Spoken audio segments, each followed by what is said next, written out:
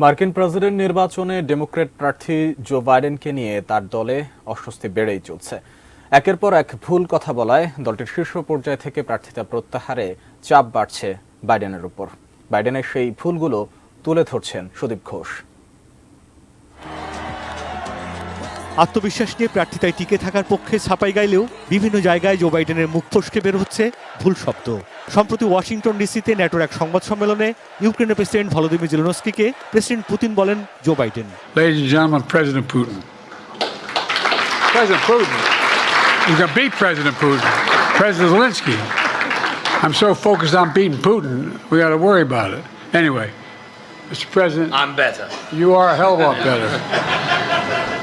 জেলেনস্কিকে Putin বলার পর তা আবার শুধরেও নিয়েছিলেন। তবে একই দিন অপর এক সংবাদ সম্মেলনে ভাইস প্রেসিডেন্ট কমলা হ্যারিস বলতে গিয়ে বলে ফেলেন Trump. I wouldn't have picked Vice President Trump to be vice president, but I think she was not qualified to be president. সংবাদ সম্মেলনে চিফস অফ স্টাফস এর জায়গায় বলে ফেলেন commander in chief. Commander in chief, the chief of staff of the military. সাবেক মার্কিন president Barack ওবামার সঙ্গে এক অনুষ্ঠানে বাইডেন হঠাৎ করেই আনমনা হয়ে পড়েন। স্মার্ট ওবামা সেখানকার পরিস্থিতি সামলে নেন।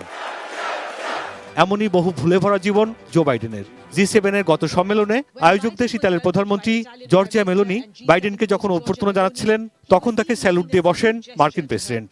একই দিন অন্য এক অনুষ্ঠানে স্যালুট দিয়ে বসেন ইউক্রেনের প্রেসিডেন্ট জেলেনস্কিকেও।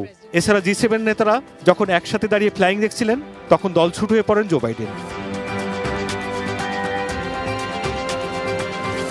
ডেমোক্র্যাট পার্টির প্রার্থিতা বাছাইয়ের প্রাইমারি পর্বে বিপুলভাবে জয়ী হয়ে প্রার্থী হিসেবে চূড়ান্ত হয়ে আছেন বর্তমান প্রেসিডেন্ট জো বাইডেন। নিয়ম অনুযায়ী আসন্ন জাতীয় সম্মেলনে পার্টির ডেলিগেটরা প্রার্থী হিসেবে তাকেই সমর্থন দিতে প্রতিশ্রুতিবদ্ধ।